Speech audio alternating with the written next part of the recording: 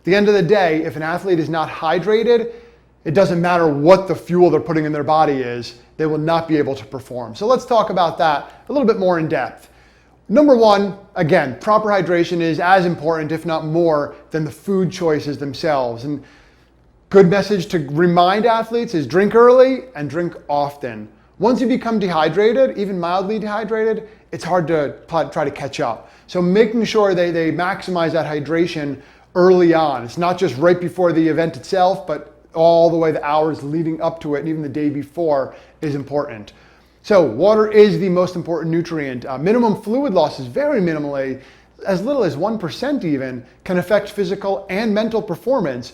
And think how that would be if you have an athlete who's trying to focus, maybe a baseball player trying to hit, trying to focus on the pitch, or any sport really, but a little bit of a negative effect can have a huge performance detriment in the end. And again, dehydration outside of performance can certainly put athletes at risk for much more severe health issues as well.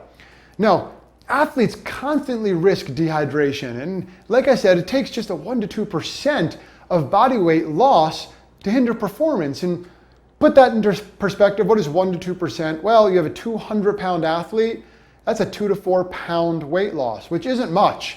And in fact, this is an extreme example, but when I was working with pro football guys, I was at their training camp, and there was a guy who weighed around, he was bigger guy, 315 pounds. Well, during training camp one day, one performance, 1 2-hour training, he lost about 13 pounds in that 2-hour period. And that was significantly more severe. He needed IVs, he needed to really help and get him back in track, because then that completely affected him health-wise too. He had a raging headache that night. Even the next day, he was still recovering from that. But again, a little bit more severe. But even that small detriment can certainly hurt performance. And it's important to stress to athletes that weight loss during training, practice, or games is fluid losses. It is not fat loss. And I've heard this time and time again, and I've struggled to emphasize that. I've struggled to get that across to athletes, I should say, because they sometimes get excited to see that scale move.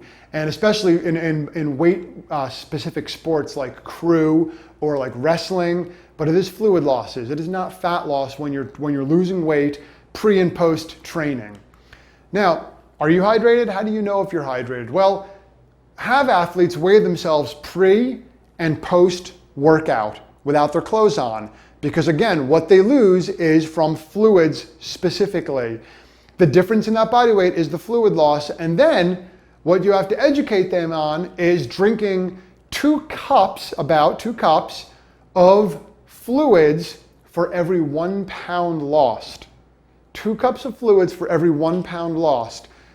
Go back to that example I gave you with the athlete who lost 13 pounds.